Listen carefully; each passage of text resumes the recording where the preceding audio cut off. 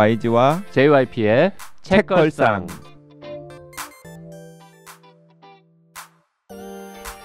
책에 관한 걸쭉하고 상큼한 이야기. YG와 JYP의 책걸상이 찾아왔습니다. YG 강량구입니다. JYP 박재영입니다. 박평 박혜진입니다. 2024년 6월 26일에 업로드되는 책걸상 750회 2024 여름휴가 특집 두 번째 시간입니다. 올해는 여름휴가 특집을 아마 4회차 할 것 같습니다. 혼비님도 하고 싶다 그래서. 그러니까 네. 일단 지난 시간에 우리가 너무 책과 관련 없는 얘기를 많이 했던 것 같아서 좀 반성하면서 뭐 괜찮죠 뭐. 속으로는 사실 그렇게 생각합니다만 네. 이번 시간에는 그래도 책 얘기를 많이 하겠다라는 얘기를 하려고 지금 꺼내고 있는 거죠. 그 지난 시간에 제가 휴가 가면 읽을 책들도 미리 약간 정해놨다가 읽는다고 그랬잖아요. 근데 이제 그럴 수밖에 없는 게 이번에 이제 그 읽을 책들을 딱 말씀하시면은 무슨 맥락인지 또 말씀하시면이에요. 이야기하면 이야기하면 무의식에 내 이야기하면. 말은 말씀이다. 본인이 막 스스로를 되게 높이는군요. 아니 그게 요즘. 아니고 제가 요즘에 상대하는 사람이 항상 그 말씀이라는 표현을 써서 제가 그 약간 영향을 받았나 봐요. 그 이번에 제가 3권 혹은 4권을 지금 휴가 가서 읽으려고 찜해놨는데 첫 번째는 뉴욕 3부작. 오, 두 번째, 기특하네. 네, 두 번째는 그 포로스터가 1992년에 발표한 거대한 괴물. 세 번째는 2010년에 발표한 보이지 않는. 그 3개를 다 보겠다고? 네, 3개를 제가 휴가 가서 폴 오스터가 1985년에 발표한 뉴욕 3부작, 1992년에 발표한 거대한 괴물, 2010년에 발표한 보이지 않는. 여러분들이 이 3권을 추천을 하더라고요. 그래서 제가 굉장히 무흡한 표정. 네, 흐뭇합니다. 흐뭇하죠. 흐뭇하면서 한편으로는 부럽네요. 네, 그 책들을 안 읽은 머리를 갖고 있는 YG. 그리고 이제 그 포르스터의 431이랑 이제 연결되는 책이라고 저는 생각을 하는데 이건 장강민 작가가 권한 책이에요. 그 조너선 프렌즈의 크로스로드. 모르는 책입니다. 라는 소설, 엄청 두꺼운 책. 엄청 두꺼운 소설이 있거든요. 근데 그건 뭐냐면 1971년 12월 23일부터 이야기가 시작되는 1970년대를 배경으로 한 미국의 한 중산층 가정의 그 위기에 불안한 그런 이야기가 이 미국 현대사랑 1970년대사랑 엮여가지고 서술이 되는 그런 소설이래요. 그리고 작가는 이걸 시리즈로 내려고 생각하는데 그 첫 번째 권인데 완결되는 첫 번째 권이고 이야기가 어느 정도는 근데 괜찮다고 장강원 작가가 이걸 권하더라고요. 근데 그 지난 시간에 우리가 소개했던 혼비님이랑 같이 소개했던 그 포로스터의 431이 딱 1971년 정도에 끝나거든요. 근데 이제 그거랑 시기적으로 이렇게 있는 한 세대 아래 소설가의 또 소설이니까 그리고 장강원 작가가 추천도 해서 이 소설도 기회 있으면 한번 읽어보는데 워낙에 두껍잖아요. 그러니까 휴가 같은 데 가서 그러네요. 읽기에 좋은 소설이어가지고 제가 이것도 찜해놨죠. 872쪽이네요. 가서 책만 네, 읽으셔야 이거는. 되는 거 아니에요? 그리고 조나선 프렌즌이라는 이름이 왜 낯이 익지? 어디서 들어봤을까라고 우리 알죠? 뭐 했더니 자유, 인생수정의 인생수정, 작가군요. 순수 이런 맞아요. 작품. 네. 그래요. 제가 크로스로즈 이게 얼마나 잘 페이지가 넘어가는지는 모릅니다만 포로스터의 그 3권이 이 책보다 무조건 페이지가 잘 넘어갈 뿐더러 저도 그렇게 생각해요. 3권을 다 합치면은 이 크로스로드보다 뭐 조금 두꺼운 정도? 맞아요. 네. 그러니까 포로스터를 먼저 보시죠. 네. 포로스터를 먼저 볼 거고 그리고 짬이 좀 남으면은 그리고 크로스로드 뉴욕 3부작을 봤는데 글이 만족스럽지 않다라고 해서 거기서 중단하면 안 됩니다. 뉴욕 3부작은 정말 초기 작품이고 뉴욕 3부작이야말로 포로스터 팬들 사이에서 이게 호호가 좀 갈리고 그리고 거대한 괴물이 훨씬 훌륭한 작품이거든요. 네. 거대한 괴물까지 꼭 보시기를. 네. 보이지 않는 뭐 2010년 작품이기도 하고 또 JYP가 또 야한 작품이라 그래서 제가 그 휴가 가면 야한 작품 읽어봐야지. JYP가 야한 작품이라고 방송에서 한번 얘기를 했는데 책걸상 카페에 어떤 분이 접속님 본인이 아는 접속님인가 바나나님인가 본인이 아는 헷갈리네. 야한 소설 뭐 이렇게 목록 쭉 올리고 했는데 하여튼 그 와중에 댓글에 어떤 네. 분이 보이지 않느니 뭐가 야하냐. 아 바나나님이 JYP는 너무 수위가 낮은 것 같다. 음. 이게 뭐 야하다고 그러냐라고 말씀하셨죠. 네 말씀하셨어요. 네. 말씀하셨습니다. 네. 그렇군요. 폴 오스터 4321밖에 안 읽은 폴 오스터의 뭐라 그럴까? 입문자. 폴리니. 폴리니 YG가 드디어 이제 읽어본다고 하니까 기쁘네요. 아직 안 읽으신 청취자분들은 전 뉴욕 3부작부터 읽는 걸 권하지 않습니다. 폴 오스터 시작하는 걸로. 저는 또 80년대, 90년대, 2000년대 이런 식으로 한번 읽어보고 싶어서. 네. 박평님은 또 뭐 본인이 읽으려고 계획하고 있거나 남들이 읽었으면 좋겠다라고 추천하는 책 또 없습니까? 저도 읽으려고 하는 책은 있는데 저는 이렇게 뭐 내가 읽을 책을 추천하기보다는 읽은 책 중에서 여러분들이 읽으셨으면 좋겠다 왜 싶은 웃는 거를 거지 지금은? 지금 되게 웃깁니까? YG가 웃긴 거죠? 제가 웃기군요. 웃긴 건 아닌데 네. 하면 어떨까 그런 생각을 좀 하는데 사실은 한 권 추천하면 되는 줄 알고 한 권만 들고 왔어요? 그럼 생각하고 있어요. 그러면 제가 왔는데 이야기할 수 있습니다. 뭐. 근데 뭐 이거는 그냥 저희가 회사에서 만들고 있는 책이라서 얘기를 하는 게 아니고 정말 읽으셨으면 하기 때문에 말씀드리는 건데 그런 얘기를 굳이 안 하셔도 되는데 좀 찔려서 네. 저희가 여성문학 선집이라는 책을 7월에 내거든요. 한국 여성문학 선집. 이게 지난 100년 동안 출간된 책들. 네, 소설도 있고 시도 있고 희곡도 있고 뭐 창간사도 있고 좌담도 있고 독자 투고란에 올라온 글도 있고 굉장히 완전 총망라 이제 글이라는 형태를 많은 글들을 대상으로 정말 1898년 부터 1990년대까지의 작품들을 각 시기들마다 대표할 수 있는 작품을 선별을 해서 누가? 여성문학사 연구 모임이라는 곳에서 이제 2012년부터 10년 넘게 이제 스터디를 계속하면서 작업을 했어요. 선별하는 작업을. 그래서 어느 정도 두께로 몇 편을? 그게 7권이에요. 총 7권의 책이 나와요? 나왔어요? 오늘 알라딘 펀딩이 시작이 됐고 그리고 7월 5일에 출간이 돼요. 네, 그래서 그 책이 국내에선 최초거든요. 이제 여성문학사라는 그 이름으로 선별돼서 이제 대중에게 이제 이렇게 제시가 되는 출판물은 처음이라고 할 수 있을 것 같아요. 아무래도 장편은 없겠네요. 장편은 발췌가 되거나 장편이 다 들어갈 수는 없으니까. 근데 이거 보면은 최근에 뭐 양 기자 모순을 읽으면서 너무 재밌게 읽었다. 그러면 그 양 기자의 대표 여성문학이라는 관점으로 봤을 때 대표적인 작품도 들어가 있는 거고 박완서면 박완서, 박경리면 박경리. 또 시인들.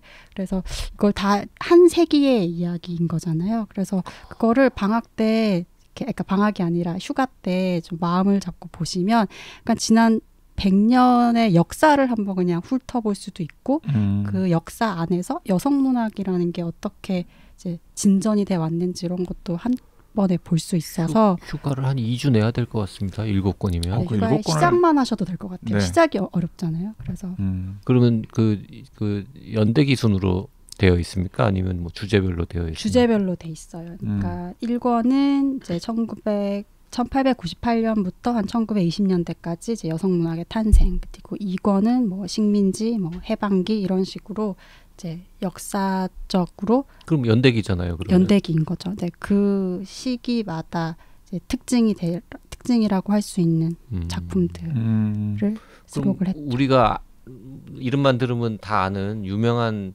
여성 작가들이 대거 등장하겠네요. 이름들이. 아마도 여성문학하고 떠올렸을 때 생각나는 분들은 대부분 있을 것 다 같아요. 들어간다. 근데 상당 부분은 처음 하는 분들도 가장 최근 작가는 누구예요? 가장 최근 작가요? 사람들이 알만한 최근 작가는 한강 작가 정도가 있지 않을까요? 그게 이제 몇 년까지 다루면 좋을까 그런 고민들도 많이 했는데 1990년까지. 네, 아무래도 그 2000년대 이후는 아직까지 뭔가 역사적 평가를 하기에는 조금 가깝다. 99년도 아니고 아까 90년대. 90년대. 90년대. 네, 90년대. 네, 90년대. 20세기 말까지는 다 네. 커버한 걸로. 네, 맞아요. 그래서 공지영 좋네요. 작가, 뭐 우리가 그 전경린 작가, 그 90년대에 화려하게 활동했었던 작가들. 은희경, 맞아요. 소설 말고 뭐 에세이나 무슨 산문, 다른 것도 나온다니까. 시, 희곡, 뭐 좌담, 창간사 거의. 네.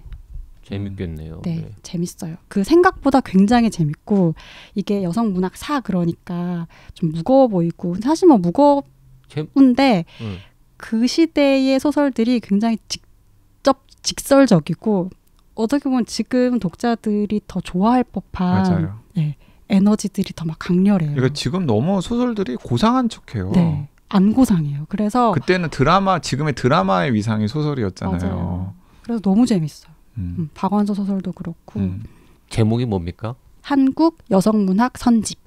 한국 여성문학 선집. 그럼 1, 2, 3, 4, 5, 6, 7 네. 그렇게만 돼 있어요. 네. 세트로도 팔고 그러겠네요. 세트로도 팔고 세트로 사면 더 쌉니다. 각 권을 7권 사는 것보다. 그래서 강추합니다. 네. 도서관들이 좀 많이 사서 한 세트씩, 맞아요. 두 세트씩 사서 두세 세트씩 네. 사가지고 딱 구비해서 사서 해줘야 네. 그 프로젝트는 사실 그게 제작비 회수되는 보장이 없는 정말 많은 사람들의 노력과 꽤 많은 비용이 들어가는 거라서 맞아요. 민음사에서 투자하는 거잖아요. 투자하는 거죠.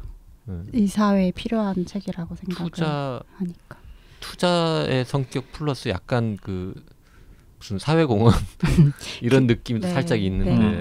근데 저는 이 요즘 왜 소설 독자가 여성들이 대부분이라고들 얘기를 많이 하잖아요. 근데 그 독자들이 여성과 관련된 여성 서사들 뭐 이런 이야기들을 많이 읽고 그 동시대 작품들을 읽은 다음에 따라 올라가면서는 다 외국 작품들로 가서 고전은 다 찾아 읽는데 한국 작품들에도 이제 고전들이 있거든요. 그리고 그걸 만들어 가야 되니까 그런 독자분들한테도 되게 좋을 거라고 생각하고 네. 또 이렇게 자연스럽게 접하지 못하는 독자분들도 한 번에 뭔가를 좀 습득할 수 있는 에센스만 모은 작품이니까 기회가 될 것 같아요. 네. 훌륭한 프로젝트라고 생각을 합니다.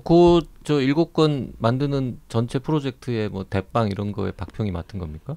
저는 이제 기획자이자 주로 이제 결정들을 하고 저희 실무자는 저희 팀의 후배가 실무를 그 다 말이잖아요. 했어요. 그러니까. 맞아요. 그 편집은 프로젝트 팀의 네. 리더였군요. 맞아요. 네.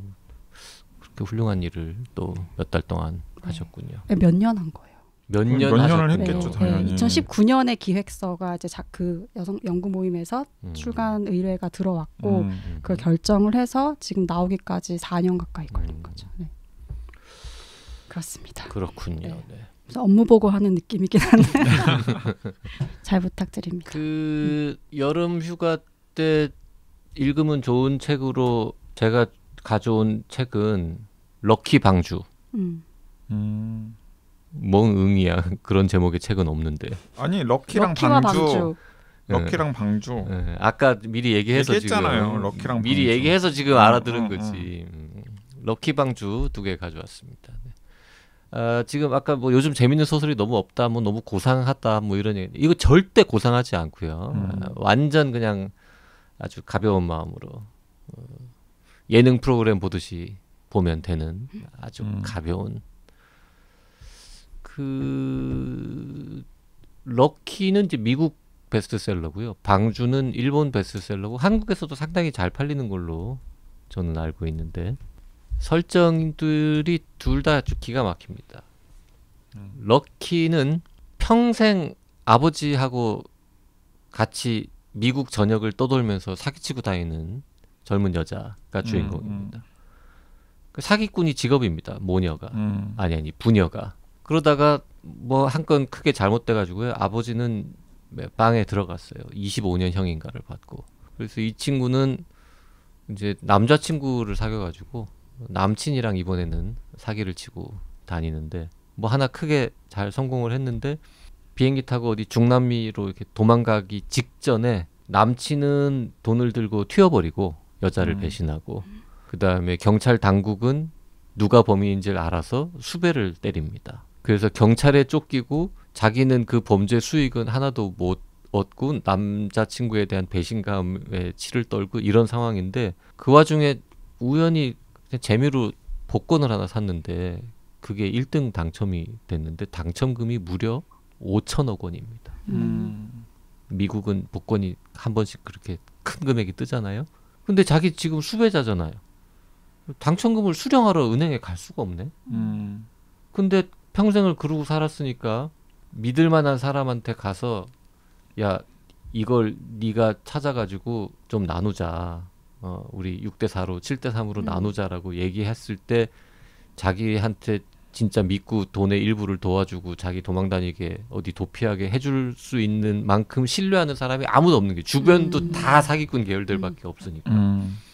그래서 환장하는 거예요 지금. 그러면서 사기꾼 계열. 그리고 이번에 지금 수배당한 게 약간 그 노인네들한테 다단계 사기치고 이래가지고 여러 명이 피해자가 있는데 그 할아버지 할머니들한테 다 물어줘봐야 뭐 기껏해야 100억인데 나 5천억 이거 복권 찾아가지고 그분들한테 2배 3배로 다 물어주고 합의하고 살고 싶은데 지금 그럴 수가 찾을 수가 없는 상황인 거죠. 찾으러 가는 순간 잡혀가니까. 근데 이것만으로도 일단 깜찍하잖아요 설정이. 근데 여기에 또 출생의 비밀도 나오고 그 이후에 또 여러 가지 등장인물들이 나오면서 혹시라도 이 사람한테 맡겨볼까라고 누구를 찾아갔는데 아 얘는 안 되겠는데 역시 얘는 절대 나한테 도와줄 리가 없어 지가 들고 튈 거야 뭐 이러면서 그런 우당탕탕 벌어지는데 막판 가면은 또 이게 또 한국 드라마처럼 약간 출생의 비밀 나오면서 또 막 따뜻하게 마무리되고 뭐 이런 그런 계열의 하루에 다 읽을 수 있는 혹은 이틀이면 다 읽는 가벼운 책입니다. 럭키. 근데 이게 완전 대중소설인데 그 리즈 위더스푼? 네. 거기 또 선정 도서이기도 해요. 약간 특이한 리즈 위더스푼이 약간 그런 걸 잘 픽하잖아요. 그러니까 특이한 여성 캐릭터가 있다는 게 아마 그 픽의 컨셉인 것 같은데. 그 가제가 노래하는 곳, 그게 거기서 선택해가지고 뭐 델마와 루이스를 연상시킨다 뭐 이런 표현들도 있고 해가지고요. 그런 계열, 하여튼 여자 사기꾼 등장하는 좌충우돌 이런 거 관심 있으신 분들. 그래서 아마존에서 진짜 많이 팔렸나 봤더니 리뷰만 10,000몇 개가 달려 있더라고요. 그래서 미국에서는 대히트를 쳤는데 한국에서는 몇 달 전에 출간됐는데 폭망. 그래서 아무도 모르는 작품인데. 제가 서점에서 오프라인 서점에서 우연히 보고 설정이 재밌어서 사서 후딱 읽어버렸어요. 너무 재밌나요? 뭐 꽤 재밌는데요. 막 어마어마하게 재밌지는 않는데 어쨌든 우리 또 이런 거 읽다 보면은 사기꾼을 응원하게 되잖아요. 모조품이랑 비교하면 어때요? 모조품보다 문학성은 떨어지고 재미는 뭐 더 있거나 비슷한 수준. 네. 박진감은 더 있겠다. 그렇죠. 럭키. 네. 나름 뭐 이렇게 읽을만 합니다. 휴가 때는 그런 딜레마가 확실하게 있는 소설이 재밌는 것 같긴 해요. 받으러 가면 들키고 그러니까요. 안 들어가면 못 받고. 그리고 이제 방주는 이미 꽤 많은 분들이 한국에서 되게 지금 잘 팔리는 책인데 지금 이게 두 분은 책의 존재를 아예 모르시는 것 같은데 일본 신인 미스테리 작가가 쓴 작품으로 일본에서도 대박 히트를 쳤고 한국에서도 한 작년에 나왔던가? 올해 총가에 나왔는데 꽤 많이 팔리는 책인데요. 이게 정말 대단한 막판 대반전이 기다리고 있는. 그래서 책의 95페이지를 읽었을 때까지 혹은 98%를 읽었을 때까지도 이 책이 만족스럽지 않은 사람도 있을 수 있는데 진짜 마지막 순간이 딱 되면 헐 이렇게 뒤집어진다고?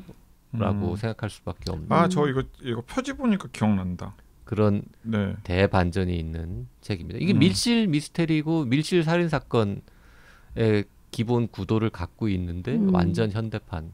요거는 설정이 뭐냐면 등산 동아리인가 뭐 대학 때 무슨 동아리 같이 하던 남녀 6명이 어디 시골에 그 동네 사는 친구 있어가지고 방학 때 놀러를 갑니다. 그리고 그 6명 중에 한 명의 사촌 형인가가 같이 가요. 7명이 됐죠. 7명이 갔는데 그 동네 사는 애가 자 여기 산에 올라가면 희한한 지하 건물이 하나 있는데 거기 골 때린다. 거기가 구경 가자. 재밌었죠. 저번에 한번 갔었는데 이러고 이제 올라가는데 걔도 그 숲이 험하고 이래가지고 길을 못 찾아가지고요. 되게 한참 헤매다가 뒤늦게 이제 밤에 돼서 거기 도착을 해요. 근데 누가 지었는지 목적이 뭔지 알 수 없는 지하 건물이 하나 있어요. 지하 1, 2, 3층으로만 이루어진.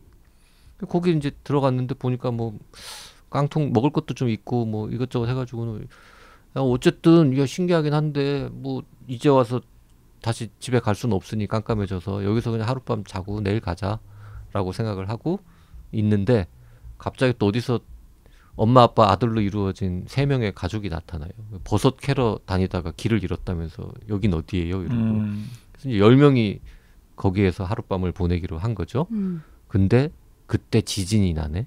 지진이 나면서 지하 1층에 있던 돌이 큰 돌이 하나 있었는데 그게 움직여서 입구를 막아요. 간단하게 말하면 그래서 못 나가게 돼. 갇혀. 근데 그 와중에 설상가상으로 지하실에서는 지진으로 인해서 물이 원래 좀 차 있었는데 그 물의 수위가 올라가기 시작을 해요.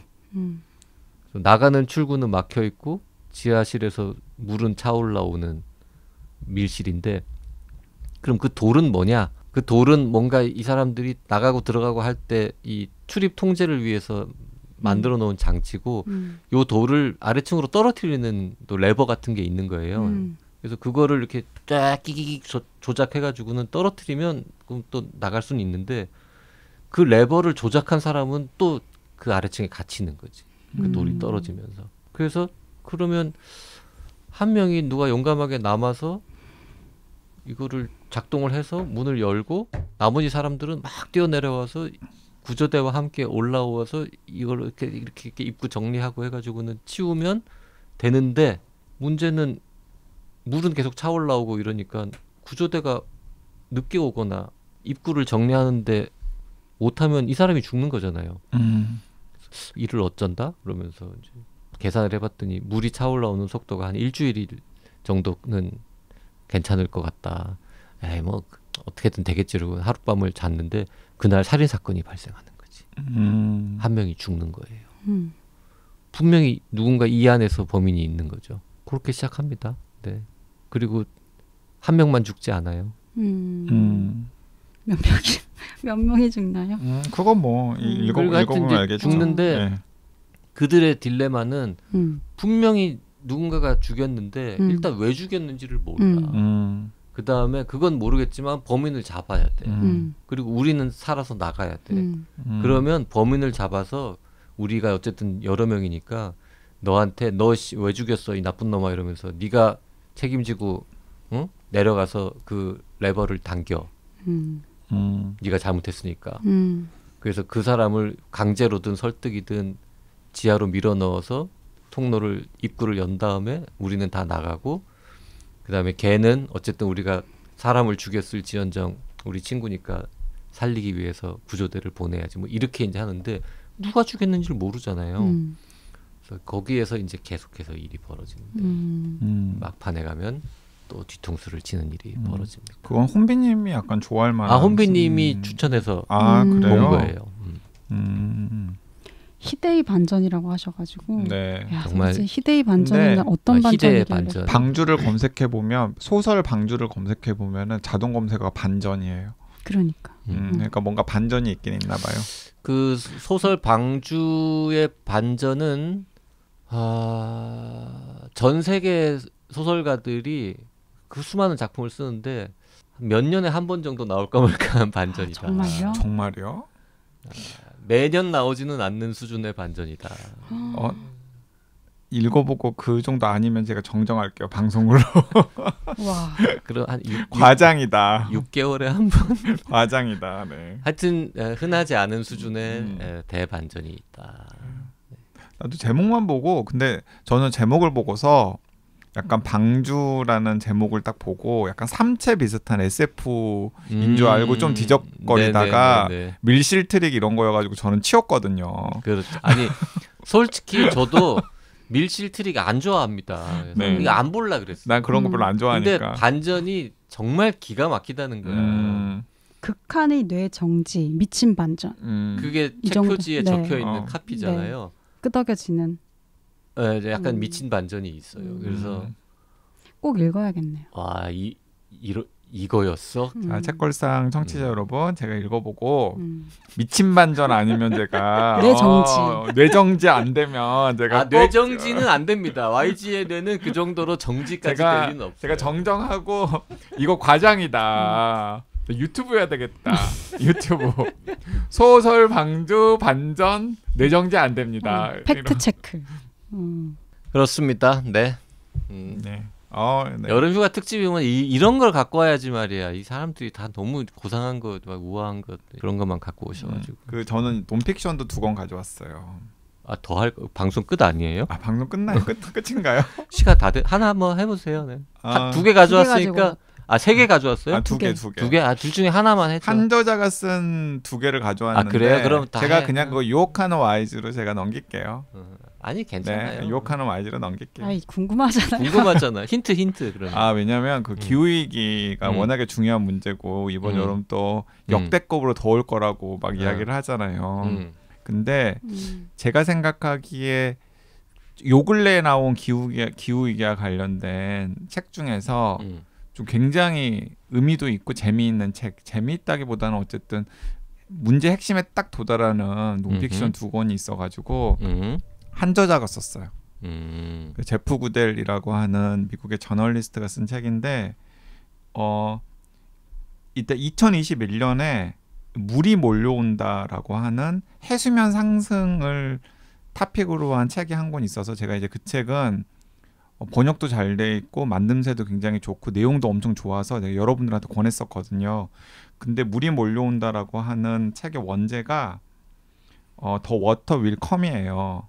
그런데 이제 이분이 물이 몰려온다 다음에 더 히트 윌 킬이라고 하는 책을 새로 낸 걸 제가 알고 있었는데 최근에 좀 큰 출판사의 웅진 지식하우스에서 폭염살인이라는 책을 내서 막 홍보를 하더라고요, 세게. 이 책은 또 뭐야 하고 딱 봤더니 그 더 히트 윌 킬을 폭염살인으로 번역을 해가지고 지금 더위에 맞춰가지고 이제 홍보를 많이 하시더라고. 근데 사실은 그게 이제 더 워터 윌 컴의 후속작으로 더 히트 윌 킬 이렇게 같은 저자가 쓴 책이고 전작은 우리나라에 많이 알려지지 않았는데 제가 해수면 상승과 관련해서 읽은 책 중에 최고였거든요. 그리고 지금 제가 폭염살인도 읽고 있는데 거의 다 읽었는데 폭염살인도 전작보다 만듦새는 좀 떨어져요. 급하게 냈나 봐요, 책을. 근데 내용은 역시 또 훌륭해요. 그래서 제가 이 두 책은 좀 이 여름 유난히 덥고 기후위기와 관련해서 좀 최신 정보들을 업데이트하고 싶은 독자들이 있다면 여러 가지 사례들과 더불어서 그리고 해수면 상승이나 폭염이 도대체 왜 문제인지 그냥 덥다 수준을 넘어서서 왜 문제인지를 알고 싶으신 분이라면 이 두 책을 좀 세트로 한번 읽어보시면 좋겠다 싶어서 제가 소개해드리고 휴가 때 한번 읽어보시는 것도 좋아요. 재밌어요, 기본적으로. 제인 구델? 제프 구델. 제프 구델이 1960년생. 제프 구델. 그 폭염 살인이 신작이고 옛날에 나온 책은 물이 몰려온다. 네. 그래도 둘 중에 하나를 읽는다면 신작 폭염살인이 폭염살인 해수면 올라오는 거는 왠지 우리가 많이 본 것 같은데. 근데 이거 해수면 상승도 읽어보면은 이게 보통 문제가 아니구나.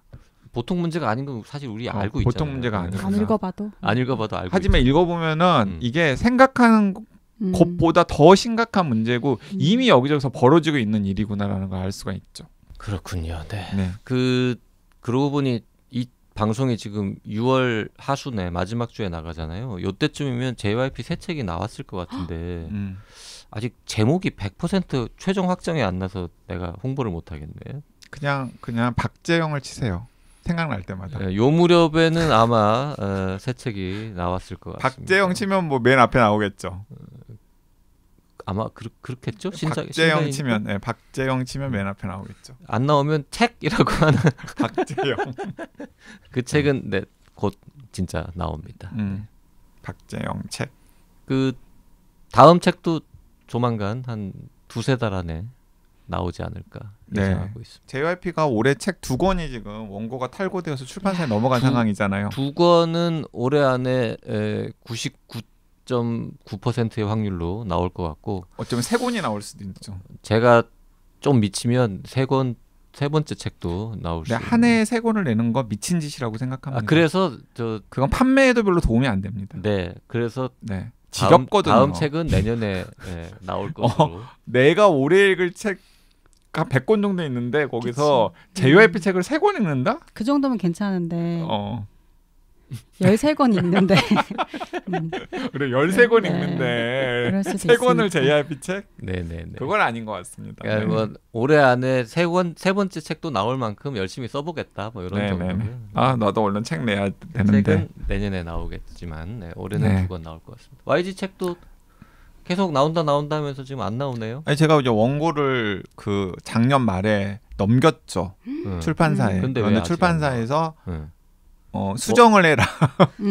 수준 함량 미달이다. 뭐 다시 써라 이건 아니고요. 너무 좋은데 너무 좋은데 수정을 하면 더 좋겠다라고 말씀하셔서 편집자님께서 말씀하셔서 너무 좋은데 수정을 왜 하라 그래? 안 좋으니까 덜 좋으니까 수정을 하라고 너무 하는 좋은데 거잖아. 수정하면은 진짜 감동되겠다.